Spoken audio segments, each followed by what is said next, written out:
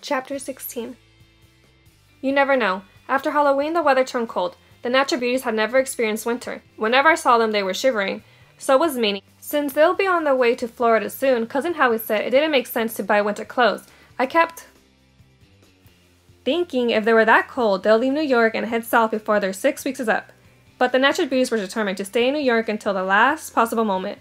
Mom and Mrs. Turman put together a box for them, sweaters and jackets for the kids, and winter maternity clothes for Dora. She was growing now. You could definitely tell she was pregnant. Fudge loved putting his hand on her belly. There's really a baby inside? Yes, and Dora said. Just like a panda. Not quite like a panda, Dora said. Panda babies are only as big as a stick of butter when they're born. My baby will be at least 6 or 7 pounds. You remember Tootsie when she was born, don't you? I didn't like her, Fudge said. But you like her now, Dora said. Not as much as I like Panda.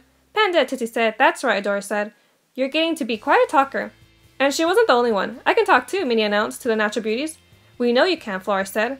But you don't have to, Fauna said. Because you have us, Flora said. No, Minnie shouted. What do you mean? Fauna asked him. I think he means, Flora began. Stop, Minnie said. Stop, Fauna asked. I can talk myself. Is he saying he doesn't want us to talk for him anymore? Flora asked. Is that what you're saying, Minnie? Fauna asked. Yes, I guess he's growing up, Flora said. I guess he's not our baby brother anymore, Fauna agreed, sounding sad. Cheer up, Fudge told him. Soon you'll have another baby in the family. It might even be a baby panda. A panda baby? The natural beauties laughed. You never know, Fudge told him. Miss Little had a mouse. She named him Stuart. Fudge has his first loose tooth, bottom front. He's planning on collecting big time from the tooth fairy. He'd been wiggling his loose tooth for weeks. He was still wiggling at it at our farewell dinner with the Howies. Mom invited Olivia Oysterman too, so the 3 heroes can have a reunion. But Minnie was more interested in Uncle Feather than a reunion. He took off for Fudge's room right away. I was glad to see Cousin Howie follow him. Once the natural beauties found out Olivia Oysterman had been a Broadway star, they wanted to hear everything about her life on stage. New York is a magical place, she told them. It's a city where your dreams can come true, where a girl can become a star overnight. That was enough for the natural beauties. Please, please, please, they begged Dora. Can we please stay in New York? You and Daddy can go south and we'll come down to visit. That's out of the question, Dora told them. You belong with your family. The natural beauties looked at Mom. Oh no, I thought. Please, Cousin Anne? Fauna begged. We wouldn't be any trouble, Flora said. No, no, no, Dora said. That's not what I meant. But the natural beauties had their own idea. We'll help out with Tootsie, Fauna said. What about me, Fudge asked. Don't you want to help out with me? Sure, Flora said. With you too. Girls, Dora told the natural beauties. That's enough. Enough of what? Howie asked, returning with Minnie. Never mind, Dora said. Mom thanked the natural beauties for their kind offer. Wasn't that a kind offer, Warren? Dad nodded, but he looked worried until Mom said, Unfortunately, girls, this isn't the right time for us to take on any more responsibilities. Well, of course it isn't, Dora said. Besides, Dad said, winter is long and hard, and you're not used to it. But we'd love to see the snow, the natural beauty said at the same time. What are we talking about here? Cousin Howie asked. About college, Dad said, thinking fast. Maybe when Flora and Fauna are older, they can come to New York to study and live in a dorm, I added. Yes, Mom said. They wouldn't want to miss out on the dorm life. I bowed my head and slightly gave thanks that Mom and Dad are smarter than I thought. Dorm life, Cousin Howie said. I don't know about that. I've read they have code dorms these days. Well, we don't have to worry about that yet, do we? Dora said. A minute later, Mom announced that dinner was ready, and we took our seats at the table. Let's all join hands and give thanks, Cousin Howie said. I wasn't about to tell him I already had.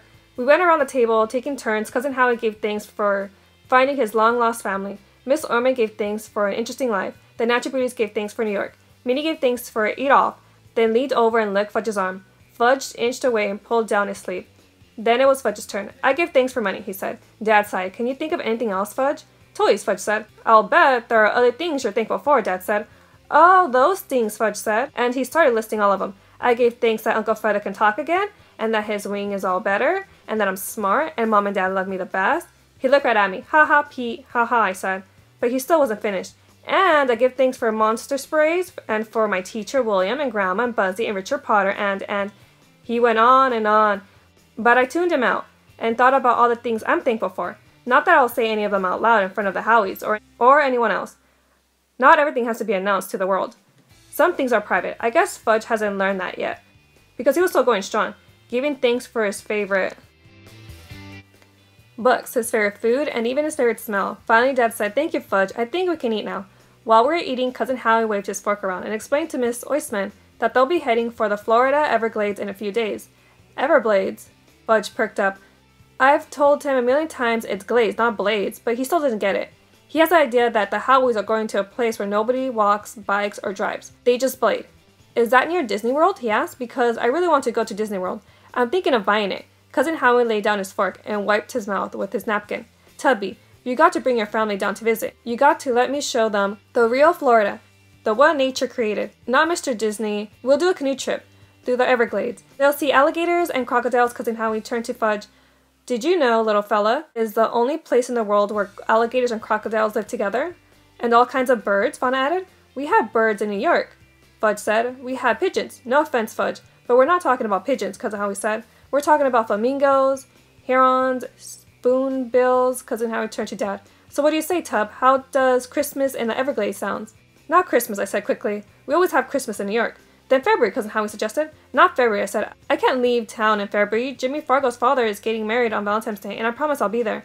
Never say can't, Peter, Cousin Howie told me. Where there's a will, there's a way. I bet you've heard that before. I've heard it, Fudge sang. From Grandma. Good, Cousin Howie said. Then it's settled. A family reunion in the Everglades sometimes this winter. Some week when you want to get away from the ice and snow. The howling winds and the gray skies. Well, Mom said, that's a very kind invitation, and we certainly appreciate it. It may not be this winter, Dad said, but you can be sure it'll be some winter. Yeah, I thought, like in 50 years. For dessert, we had brownies with ice cream. Fudge bit into a brownie, then got this funny look on his face. He reached into his mouth and pulled something out. Look, everybody, he said, holding it up. A chocolate-covered tooth. Put it under your pillow tonight, and the tooth fairy will come, Mrs. Oyman said. But wash it off first. When dinner was over, Dad was cleaning the dessert plates.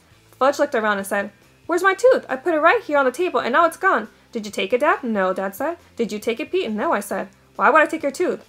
Then where is it? Fudge asked. I almost said, with your missing shoe and your green marble. But I didn't. We still haven't found his green marble. And for all we know, his missing shoe is still riding somewhere on the subway train. Maybe your tooth fell onto the floor, Mom said. Fudge got out of his seat and searched for it. But no luck. It was next to my milk glass. Minnie saw it, didn't you, Minnie? Minnie nodded. Minnie, Flora said, do you know where Fudge's tooth is? Minnie nodded again. Tell him where it is, Fauna said.